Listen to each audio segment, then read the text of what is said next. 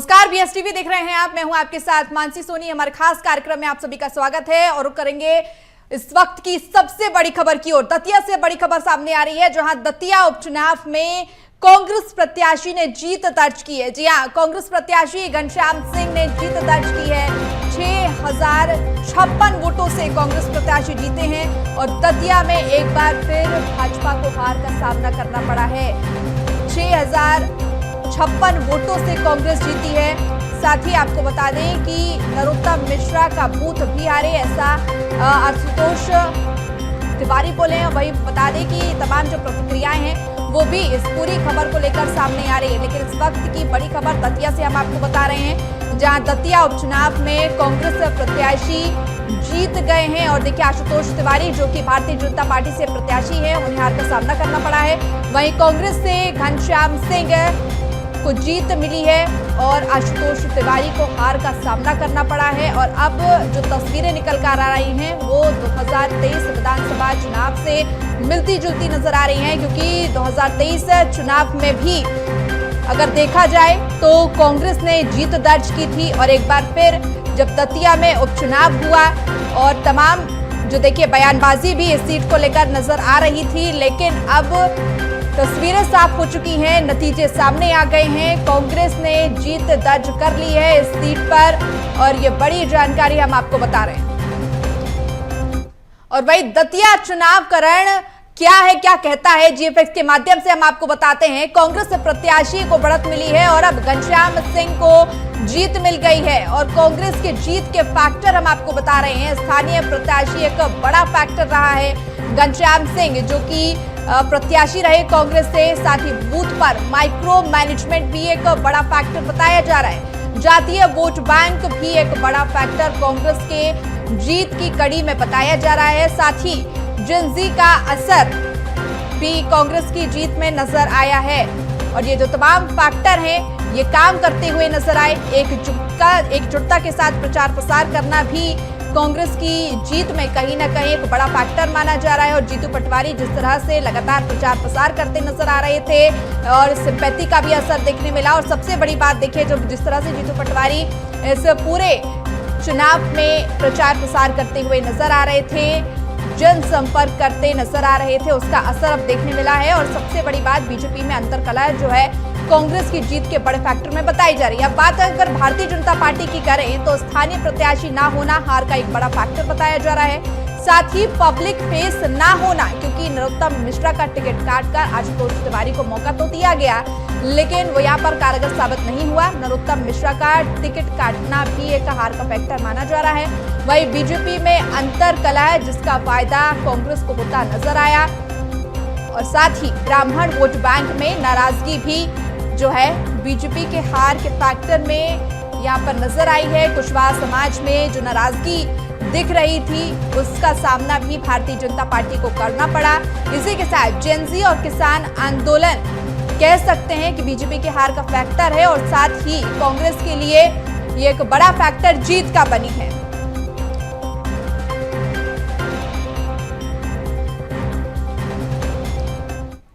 और वहीं दतिया में जीत पर पीसीसी चीफ का बयान सामने आया है। जीतू पटवारी का बयान सामने आया है। दतिया में जीत कांग्रेस की है, ऐसा जीतू पटवारी ने कहा है। साथ ही कहा है कि यह सामूहिक तपस्या का परिणाम है, यह जन नेता राहुल गांधी जी के नेतृत्व की जीत है। तो लगातार जश्न का माहौल नजर आ रहा है। तमाम प्रतिक्रियाएं भी सामने आ रही हैं इस जीत को लेकर। उसी कड़ी में जीतू पटवारी ने क्या कुछ कहा, आपको सुनवाते हैं। जनता को खूब खूब खूब साधुवाद, खूब उनका ऋणी और उनका धन्यवाद देना चाहता हूं, जिन्होंने मध्य प्रदेश की राजनीति में बदलाव का शंखनाद किया। उन्होंने, दतिया की जनता ने पूरे देश को, प्रदेश को मैसेज दिया कि भारतीय जनता पार्टी की जो अखंड अहंकार और रिवेंज की पॉलिटिक्स है, भ्रष्टाचार की पॉलिटिक्स है, सत्ता के दुरुपयोग की पॉलिटिक्स है, उसका प्रतिकार किया। एक नई दिशा में प्रदेश को ले जाने के लिए रास्ता दिया। आदरणीय अखिलेश जी को भी बहुत साधुवाद और धन्यवाद देना चाहता हूं कि इस चुनाव में समाजवादी पार्टी के कार्यकर्ताओं ने और अखिलेश जी ने भी जो हमारे सहयोग किया, चूंकि झांसी से लगा हुआ हिस्सा है, और भोज यादव परिवार के हमारे साथीगण हैं जिन्होंने इसमें अखिलेश जी के कहने पे हमारा सहयोग किया। जीत का एक तरह से उनको भी श्रेय जाता है। मैं अखिलेश जी को धन्यवाद देता हूं। वहीं दतिया विधानसभा उपचुनाव में भाजपा प्रत्याशी आशुतोष तिवारी ने अपनी हार स्वीकार कर ली। मतगणना स्थल पर मीडिया से बातचीत करते हुए उन्होंने कहा कि यह जनता का जनादेश है और वह हाथ जोड़कर इसका सम्मानपूर्वक स्वीकार करते हैं। आशुतोष तिवारी ने कहा कि लोकतंत्र में जनता का फैसला सर्वोपरि होता है। उन्होंने बताया कि पार्टी उपचुनाव में हार के कारणों की समीक्षा करेगी और भविष्य में बेहतर प्रदर्शन के लिए आवश्यक कदम उठाए जाएंगे। जो जनादेश है उसे हाथ जोड़कर सर झुका करके स्वीकार करता हूं। आप निश्चिंत रहिए, समय समय पर मीडिया मित्रों से मिलूंगा भी, प्रतिक्रिया भी दूंगा, आप निश्चिंत रहिए। जो जनादेश है उसे हाथ जोड़कर सर झुका करके स्वीकार करता हूं। आप निश्चिंत रहिए, समय समय पर मीडिया मित्रों से मिलूंगा भी, प्रतिक्रिया भी दूंगा, आप निश्चिंत रहिए। देखिए दतिया का दंगल और लगातार कवरेज बीएसटीवी आपको दिखा रहा था और देखिए जिस तरह से कांग्रेस ने इस दतिया उपचुनाव में जीत हासिल की है, क्या कुछ रिएक्शन है वो हम आपको लगातार सुना रहे हैं, लेकिन इस पूरे विषय पर चर्चा भी करेंगे। दो खास मेहमान हमारे साथ जुड़ गए हैं, परिचय आपका करवा देते हैं। बीजेपी से प्रवक्ता शावर आलम जी जुड़ गए हैं और वहीं कांग्रेस से प्रवक्ता संतोष परिहार जी जुड़ गए हैं। आप दोनों का ही बहुत स्वागत करती हूँ। सबसे पहले संतोष जी मैं आपकी तरफ आऊंगी। संतोषजनक नतीजे तो सामने आए हैं, सबसे पहले तो आपको बधाई इस जीत के लिए। किस तरह से जश्न मनाएंगे आप बताइए, और सबसे पहले आपका एक रिएक्शन जीत के बाद। देखिए दतिया की जनता को बहुत बहुत धन्यवाद, बधाई, क्योंकि सबसे बड़ा जो मामला था कि हमारी लड़ाई जो है सरकार से थी, प्रशासन से थी। प्रशासन के अलावा जो है पूरी तरीके से जो भारतीय जनता पार्टी ने जो घर घर पैसे बंटवाए थे, एक एक घर में 50-50 हजार रुपए, 18,000 महिलाएं हैं स्वास्थ्य समूह वाली, उनके माध्यम से पैसे बंटवाने के बाद भी जो है वहाँ की जनता ने जो ये जनादेश दिया, इसके लिए दतिया की भगवान रूपी जनता को बहुत बहुत बधाई। क्योंकि सबसे बड़ा बात है कि हमारी लड़ाई सरकार से, प्रशासन से, पुलिस से, सबसे, और भारतीय जनता पार्टी ने तो आखिरी तक जो है ऐसा कोई बचा नहीं जिसको जो है उन्होंने खरीदने की कोशिश नहीं करी। इसके बाद भी जनता ने कांग्रेस को मत दिया और चुनाव जीता, इसके लिए बहुत बहुत बधाई और सबको बधाई। कांग्रेस के कार्यकर्ता सभी जो समाजवादी के सब लोग जो वहाँ प्रयास किया उसका नतीजा है। नहीं तो जो है यहाँ तो क्या है, एक एक बूथ पे एक एक विधायक, एक एक मंत्री, पूरा मध्य प्रदेश का मोहन यादव पर्ची वाले मुख्यमंत्री का पूरा लगा हुआ था। तो आपने जाना होगा कि पूरे थाने, पूरे पुलिस प्रशासन को चेंज कर दिया गया था, नए लोग लाए गए थे, पुलिस की गाड़ियों से पैसे बंटवाए जा रहे थे, घर घर पैसे बंटवाए जा रहे थे, शराब बंटवाई जा रही थी। इसके बाद भी वहां की जनता ने जनादेश दिया, इसके लिए बहुत बहुत बधाई और बहुत बहुत आभार वहां की जनता ने। ठीक है, शावर आलम जी आपके पास मैं आऊंगी और एक रिएक्शन आपकी तरफ से भी, क्योंकि देखिए ना सिर्फ कांग्रेस ने बल्कि भारतीय जनता पार्टी ने भी पूरी ताकत झोंकी थी दतिया उपचुनाव को लेकर और दोनों ही दल जो है वो जीत का दावा करते तो नजर आ रहे थे, लेकिन क्या हुआ, क्या चूक रह गई इस पूरे चुनाव में? देखिए मानसी जी, लोकतंत्र में जनता का फैसला सर्वोपरि है। हम जनादेश को स्वीकारते हैं, लेकिन भारतीय जनता पार्टी का कार्यकर्ता सदैव जनसेवा का कार्य करता रहेगा और हम निरंतर इस हार को, जो हमें हार मिली है, इसको हम जीत में बदलने का प्रयास करेंगे। इसमें कोई शक नहीं है। कहाँ त्रुटियां हुई हैं इस बात की समीक्षा होगी। ठीक है, समीक्षा तो ठीक है शावर जी, आप बोल रहे हैं समीक्षा होगी, लेकिन आपको क्या लगता है, क्योंकि पूरी तरह से जनता को साधने का प्रयास किया गया था और हेमंत खंडेलवाल से लेकर मुख्यमंत्री डॉक्टर मोहन यादव वहां पहुंचे थे, रैली करते हुए नजर आ रहे थे, जनसंपर्क करते हुए नजर आ रहे थे। अगर हम बात करें तो पूरी ताकत झोंक दी गई थी, लेकिन आखिर क्या, कहां पर चूक रह गई? आपको क्या लगता है, कौन से फैक्टर काम नहीं कर पाए, क्योंकि विकास के मुद्दे पर आप चुनाव लड़ रहे थे? बिल्कुल, देखिए प्रदेश में जिस प्रकार से विकास चल रहा है उसी आधार पर हमारी सीटें बढ़ी और मध्य प्रदेश में ही नहीं बल्कि पूरे देश में आज 21-22 राज्यों में हमारी जो है सरकारें हैं। तो भारतीय जनता पार्टी विकास के आधार पर चुनाव लड़ती है, इसमें कोई शक नहीं है। कहाँ चूक हुई है इसकी समीक्षा होगी, कौन से जाति का समीकरण जो है बिगड़े हैं उस पर भी ध्यान दिया जाएगा। तो आगे हमें इस उपचुनाव के माध्यम से आगे जो चुनाव होना उसकी एक बड़ी सीख मिलेगी। ठीक है संतोष जी, आप बताइएगा, क्योंकि अब तो देखिए जनता ने आपको चुन लिया है, अब तो आप जीत गए हैं, अब क्या रोड मैप आगे का रहेगा? नहीं, मानसी रोड मैप क्या है? पूरे मध्य प्रदेश में, पूरे दतिया से लेके पूरे प्रदेश के अंदर जहाँ जहाँ कोई समस्या है, वहाँ के जो विकास कार्य से लेके जो भी है, उसके अंदर पूरे काम करेंगे। और लोगों की जो है, जैसे किसानों की बहुत बड़ी समस्या आप देख रहे हैं, किसान की समस्या है, छात्रों की समस्या, उसके लिए कांग्रेस पार्टी विपक्ष की भूमिका है, उसकी लड़ाई लड़ेगी और लड़ रही है। पूरे जीतू पटवारी के नेतृत्व में मध्य प्रदेश में कांग्रेस की तीसरी जीत है। इसके पहले भी जो है हम मंत्री को हराया था, रामनिवास रावत जी को, उस समय पूरा प्रशासन लगा हुआ था। शिवराज सिंह चौहान जी की सीट में जो 1.25 लाख की जो जीत थी, वो आके जो 10,000 पे टिक गई थी। तो कांग्रेस के कार्यकर्ता पूरी तरीके से जीतू पटवारी, उमंग संगार जी के नेतृत्व में पूरी जनता की लड़ाई लड़ेंगे। तो जनता की बहुत लड़ाई है। पूरे मध्य प्रदेश में पेड़ काटे जा रहे हैं, व्यापारी ऐसा कोई बचा नहीं जिसको इतने ठगा नहीं। व्यापारियों की स्थिति ऐसी हो गई कि जो दुकानें बंद करनी पड़ रही है। तो बहुत सारी जो जनता की समस्या है, कांग्रेस पार्टी पूरी ताकत से लड़ाई लड़ेगी और जो भी अच्छा से अच्छा हो सकता है उसका प्रयास करा जाएगा। ठीक है संतोष जी, हमारे साथ हमारे सहयोगी और वरिष्ठ पत्रकार मनोज राठौर जी भी जुड़ गए हैं। मनोज जी, स्वागत कर रही हूं आपका इस चर्चा में, और रिएक्शन तो आपका लेना चाहूंगी क्योंकि देखिए लगातार आप कवरेज भी कर रहे थे दतिया को लेकर, क्या समीकरण निकलकर सामने आ रहे हैं जातिगत समीकरण को लेकर, आपने तमाम जानकारियां दी हैं BSTV के दर्शकों को। लेकिन अभी मैं आपसे ये समझना चाहती हूँ कि क्या बीजेपी के लिए यह एक प्रयोग का चुनाव था? क्योंकि देखिए लगातार हम देख रहे थे कि नरोत्तम मिश्रा का टिकट उन्होंने काटा, आशुतोष तिवारी को टिकट दिया गया। तो क्या भारतीय जनता पार्टी ये सोच रही थी कि चलिए एक प्रयोग करके देखते हैं, और लगातार वो बदलाव तो करती है, ऐसे फैसले सामने आते हैं जो कि अनएक्सपेक्टेड रहते हैं कि ये किस प्रत्याशी को उन्होंने उतार दिया। आशुतोष तिवारी भी कहीं ना कहीं उस नाम में से थे। तो क्या ये प्रयोग का चुनाव था? बिल्कुल, क्योंकि ये कांटे की टक्कर थी।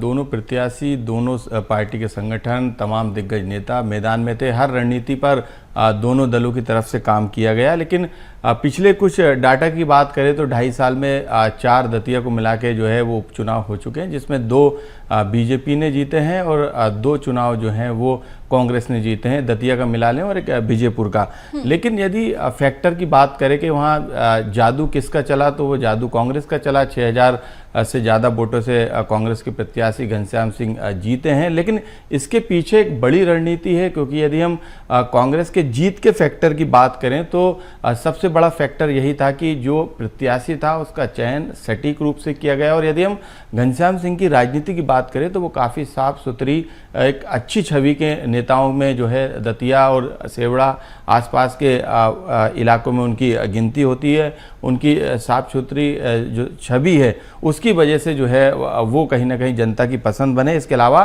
कांग्रेस को एक बड़ा फायदा बीजेपी के अंतरकलह का मिला। जिस तरीके से लगातार टिकट कटने के बाद नरोत्तम मिश्रा के समर्थकों ने जो किया वो पूरे दतिया ने देखा, तो ऐसे में एक अंतरकलह का फायदा मिला। दूसरा, स्थानीय प्रत्याशी का बहुत बड़ा फायदा यहाँ पे कांग्रेस को मिला और एकजुटता के साथ जो प्रचार किया तमाम नेता मंच पाए। हालांकि कमलनाथ के साथ स्वास्थ्य को लेकर वो मैदान में नहीं थे, जो जानकारी मिली, लेकिन बाकी सब नेता मैदान में थे। तो एकजुटता, और इसके अलावा सबसे बड़ी बात ये थी कि PCC चीफ जीतू पटवारी 291 जो है वो बूथ थे, उसमें से 251 पर जो है वो खुद गए, वहाँ पे प्रचार किया, कार्यकर्ता से मिले। एक बड़ी बूथ लेवल की माइक्रो हम कह सकते हैं कि एक रणनीति का ऐसा था। जेएनजी का भी असर देखा गया, किसान आंदोलन का भी था, सिंपैथी वोट बैंक का भी था, जिस तरीके से उपचुनाव हुए और किसान आंदोलन, ये तमाम फैक्टर जो है वो जीत का कारण बने। लेकिन यहाँ पे ये भी मंथन करना पड़ेगा कि हार क्यों मिली। भले ही बीजेपी का ये कहना है, तमाम बयान सामने आए कि इस पूरे मामले में आशुतोष तिवारी का भी बयान सामने आया कि मंथन करेंगे, निष्कर्ष निकलेगा और आगे आने वाले समय में जीतेंगे। लेकिन बीजेपी के हार के फैक्टर यदि हम बात करें, 5 बड़े फैक्टर की बात करें, तो स्थानीय प्रत्याशी का ना होना, बीजेपी की अंतरकलह और पब्लिक फेस जो है वो जो प्रत्याशी था आशुतोष तिवारी जी, वो पब्लिक फेस नहीं थे उस समय के, नरोत्तम पब्लिक फेस थे। और टिकट कटने के बाद जो स्थिति वहाँ पे अभी तक बनी, चुनाव काउंटिंग तक, वोटिंग तक और प्रचार प्रसार के दौरान जो स्थिति बनी वो सब ने बनी। और बीजेपी के तमाम बड़े नेताओं को ये पता है कि किस तरीके की दिक्कत आई और उसका नुकसान किस तरीके से बीजेपी को उठाना पड़ा। ब्राह्मण वोट बैंक की एक बड़ी नाराजगी वहाँ पे देखने को मिली, क्योंकि नरोत्तम मिश्रा को टिकट नहीं दिया तो नाराजगी तो थी, लेकिन व्यापारियों में भी एक नाराजगी थी जो शिफ्ट हुई कांग्रेस की तरफ। तो ये एक बड़ी वजह थी। और कुशवा समाज का जो वोट बैंक था, वो भी एक बड़ा वोट बैंक है दतिया में, तो वो भी एक तरीके से नाराज चल रहा था। सीनियर नेताओं की नाराजगी भी देखी गई। हम यदि 3-4 नेताओं को देख लें तो कांग्रेस बीजेपी के तमाम जो 3-4 नेता थे वो ही नजर आए। बाकी जो अभी तक पार्टी के साथ जरूर है लेकिन उनके बारे में तमाम सियासी बातें की जाती वो मैदान में नजर नहीं आए। तो एक तरीके की ये भी एक फैक्टर था। तो ये बड़े फैक्टर थे जो बीजेपी को जो है वो हार के लिए सामने आए। और अब बीजेपी दावा कर रही है कि वो फिर से तमाम विषय पर जो है चर्चा करेगी, पार्टी लेवल पर मंथन होगा, क्योंकि हेमंत खंडेलवाल जो प्रदेश के बीजेपी के अध्यक्ष हैं उनके जो नेतृत्व लीडरशिप की बात करें तो ये उपचुनाव हारना भी एक बड़ी जो है वो कहीं ना कहीं चुनौती है उनके लिए। और ऐसे में मंथन किया जाएगा तमाम विषयों पर और कांग्रेस को जरूर संजीवनी यहाँ पर मिली है। ठीक है शाहवर जी, आप बताइएगा कि जिस तरह से मनोज जी ने तमाम विश्लेषण किया और तमाम फैक्टर्स बताए कि अगर कांग्रेस जीती है तो क्या फैक्टर रहे हैं और बीजेपी अगर हारी है तो क्या कुछ फैक्टर रहे हैं। आपसे मैं ये जानना चाहूंगी शाहवर जी, क्या प्रत्याशी का चयन गलत हुआ? नहीं, ये नहीं कहा जा सकता। आशुतोष तिवारी बहुत बढ़िया कार्यकर्ता हैं, इसमें कोई शक नहीं है। कहाँ चूक हुई है, क्या समीकरण बैठे हैं, इसकी समीक्षा तो होगी ही। लेकिन मैं आपको बता दूं कि दतिया में जो भी विकास कार्य हुए हैं वो भारतीय जनता पार्टी के द्वारा ही हुए हैं। चाहे स्वास्थ्य हो, शिक्षा हो, कृषि हो या एक आलीशान एयरपोर्ट दतिया को भारतीय जनता पार्टी के द्वारा मिला। आगे भी हम, ऐसा नहीं है, आगे भी जनसेवा के माध्यम से हम कार्य करते रहेंगे दतिया में और दतिया का विकास पे हम पूरा ध्यान देंगे। और जो हमसे चूक हुई है उसकी जो है आगे हम समीक्षा करके और इस हार को हम जीत में तब्दील करेंगे। शाहवर भाई, मेरा एक सवाल मेरा आपसे यह है कि उमंग सिंगार का ये दावा है कि जो एपिसोड नरोत्तम मिश्रा का हुआ उसका फायदा उन्हें मिला, उन्होंने ये बयान दिया है। नहीं, देखिए, अगर भारतीय जनता पार्टी की जीत हो जाती तो यही उमंग सिंगार जी ये बोलते कि हमने दतिया से राजन भारती जी को रात में ही निकाल दिया क्योंकि हमें पता चला था कि वो भाजपा के साथ थे। तो ये बयान होते उमंग सिंगार जी के। ठीक है, तो क्या शाहवर जी आपको ये लगता है कि अगर नरोत्तम मिश्रा जी को टिकट दिया जाता तो तस्वीरें कुछ और होती? नहीं, ऐसा कुछ नहीं है। नरोत्तम मिश्रा जी ने पूरी ईमानदारी से ये चुनाव लड़ा है। कहाँ चूक हुई, कहाँ, इस बात की समीक्षा की जाएगी और जहां जो अगर कहीं कमजोरी नजर आएगी, मैंने जैसा बताया, उसको दूर करने के प्रयास किए जाएंगे। ठीक है, संतोष जी जवाब दीजिएगा, क्योंकि लगातार देखिए इस पूरे विषय पर चर्चा तो हम कर रहे हैं। घनश्याम सिंह जी जीत गए हैं, ये अच्छी बात है, बधाई के पात्र हैं वो, लेकिन अब ये भी बोला जा रहा था कि ये इस चुनाव में, उपचुनाव में जो जीत होगी वो 2028 की राह भी तय करेगी। तो क्या एक उपचुनाव में जीत हासिल करना पर्याप्त होगा? मानसी, ऐसा है कि पूरे मध्य प्रदेश में सरकार के खिलाफ चुनाव लड़ना बहुत महत्वपूर्ण वो रहता है, क्योंकि सरकार का पूरा अमला लगता है इसके अंदर। और यहाँ तक जो है दतिया के चुनाव की बात करें तो दतिया के चुनाव में जो है पूरे जितने भी, मेरे पास तो 18,000 बाकायदा बोलो तो मैं स्क्रीन पे भी दिखा दूं कि 18,000 स्वास्थ्य समूह की महिलाओं को 50-50 हजार रुपए दिए गए। पैसे का इतना उपयोग हुआ कि करोड़ों रुपए खर्च किए गए। इसके बाद भी वहां की जनता ने जो है कांग्रेस को वोट देके ये बता दिया है कि कांग्रेस जो है, क्योंकि उनके साथ अन्याय हुआ था, कोर्ट के अंदर जो है पुराना मामला निकाल के उसको हटा दिया गया था। तो संतोष जी, क्या आप ये साफ तौर पर आरोप लगा रहे हैं कि पैसे बांटे गए थे चुनाव जीतने के लिए, लेकिन उसके बाद भी जीत नहीं मिली? निश्चित तौर पर आरोप नहीं, ये तो सभी, ये आप दतिया में किसी से पूछे हुए कि पैसे का कितना दुरुपयोग हुआ है, कितने पैसे बांटे गए। पुलिस के वाहनों में शराब बांटी गई, पुलिस के वाहनों आपके जो घर घर पैसे बांटे गए, पूरी तरीके से वैसा कोई बचा नहीं था जिसको खरीदने की कोशिश नहीं करी। कुछ लोग खरीदने की कोशिश भी करेंगे, इनको कोई बाहर का रास्ता दिखा गया। तो ऐसा कोई वो नहीं है जो भारतीय जनता पार्टी ने मुख्यमंत्री जी एक मंत्री की ड्यूटी लगा के रखी थी कि जो है किसी भी हालत में ये चुनाव हारना नहीं चाहिए, क्योंकि मुख्यमंत्री जी की प्रतिष्ठा का विषय था।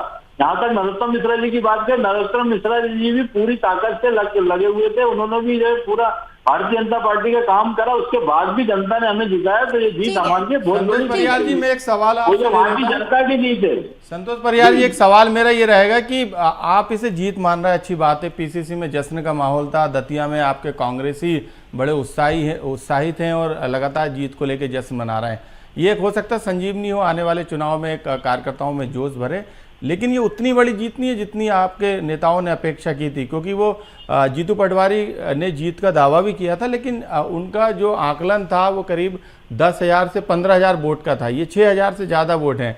तो ये कहाँ चूक गई कांग्रेस? इतना वोट बैंक कहाँ, मार्जिन कहाँ रह गया? नहीं मनोज भाई आपने बहुत अच्छा सवाल करा है। इसका ये जो हमारी जीत होती 40,000 के ऊपर थी, लेकिन जो आखिरी के 3 दिनों में राव उदय प्रताप ने जो है सेल्फ हेल्प ग्रुप की महिलाओं, स्वास्थ्य समूह की महिलाओं को जो 50,000 रुपए जो है 18,000 बाकायदा मेरे पास मोबाइल नंबर समेत थे, जिसको बांटे गए। इतने पैसे बांटने के बाद भी कुछ ना कुछ तो असर पड़ता है ना। आप ये बताइए कि जो है पूरे घर घर पैसे बढ़ जाए, सब कुछ हो जाए, तो उसके अंदर ये जीत हमारे लिए बहुत बड़ी जीत है। मैं बोला ना बड़ी जीत है, क्योंकि जब घर घर पैसे बढ़ जाए, 50,000 रुपए 18,000 महिलाओं को दिए, उन 18,000 कार्यकर्ताओं ने कितनों को बांटा होगा। तो ये और मंत्री से लेकर पूरा प्रशासन लगा हुआ, ये हमारे लिए जीत इसलिए कि पैसे का जो उपयोग भारतीय जनता पार्टी ने करा है, पूरे प्रशासन के टीआई और पूरे SP collector Bharatiya Janata party के एजेंट के रूप में काम कर रहे थे, घर घर वो कर रहे थे। इसके बाद भी हमें जनता ने और जिताया। जनता ठीक है संतोष जी, देखिए आप बड़ा आरोप यहाँ पर लगा रहे हैं और शावर जी को भी मैं देख रही हूँ कि ठीक है आरोप नहीं है, ये तो साफ तौर पर कह रहे हैं शावर जी, संतोष जी साफ तौर पर कह रहे हैं कि भाई पैसे बांटे गए हैं और आप मुस्कुरा रहे हैं। देखिए मैं इसलिए मुस्कुरा रहा हूँ कि संतोष जी वो बयान दे रहे हैं जो इनको हार के पश्चात देना थे, वो ये भूल ही गए कि आप चुनाव जीत गए हो। ये तो वो रटा रटाया बयान था कांग्रेस का, जो हर चुनाव हारने के बाद दिया जाता है। संतोष जी शायद भूल गए हैं कि वो जितना दावा वो कर रहे थे 25,000 40,000 का, 5,500-6,000 से उनकी जीत हुई, वो भूल गए। तो ये वही बात कर रहे हैं जो हर चुनाव में ये कांग्रेस करती आई है, पैसे का दुरुपयोग, ईवीएम और सरकारी तंत्र लगा दिया गया, सारे मंत्री लगा दिए गए।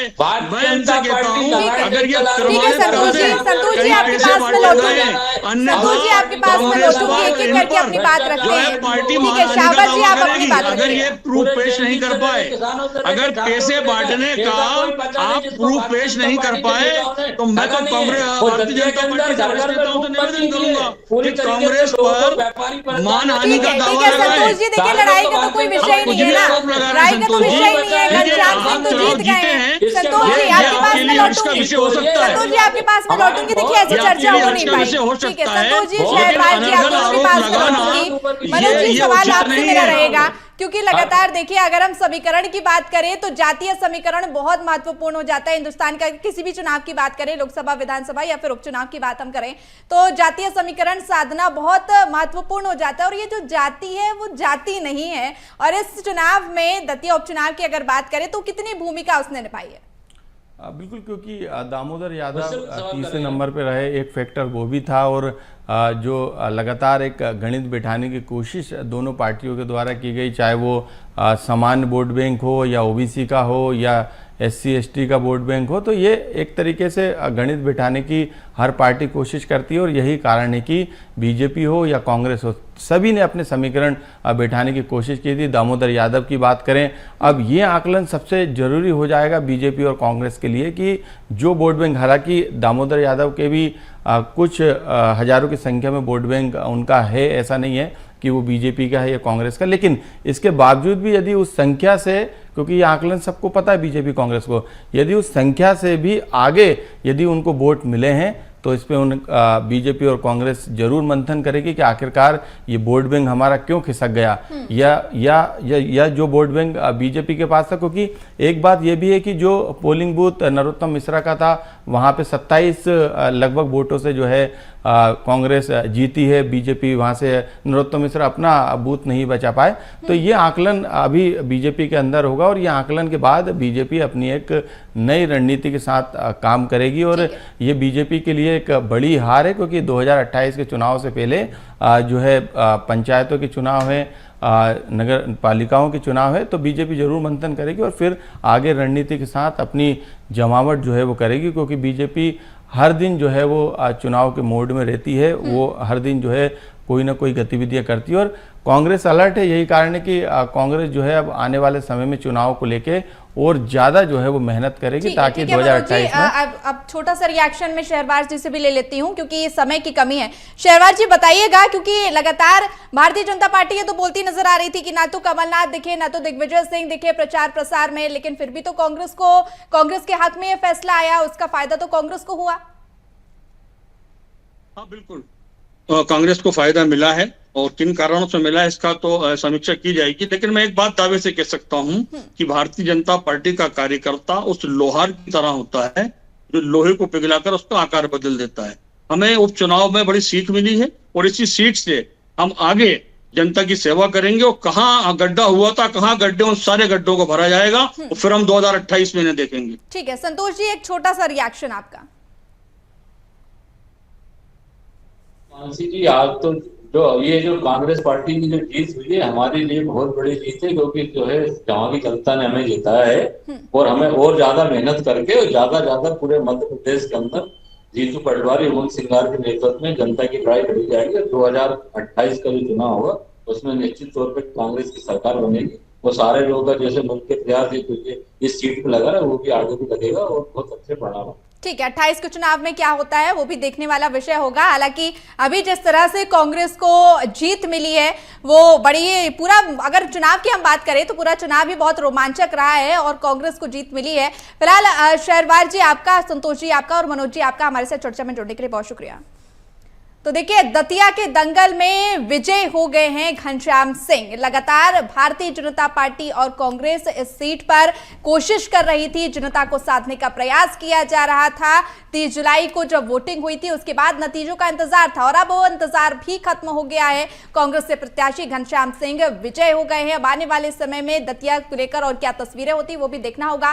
फिलहाल चर्चा में इतना ही, मुझे दीजिए इजाजत, नमस्कार।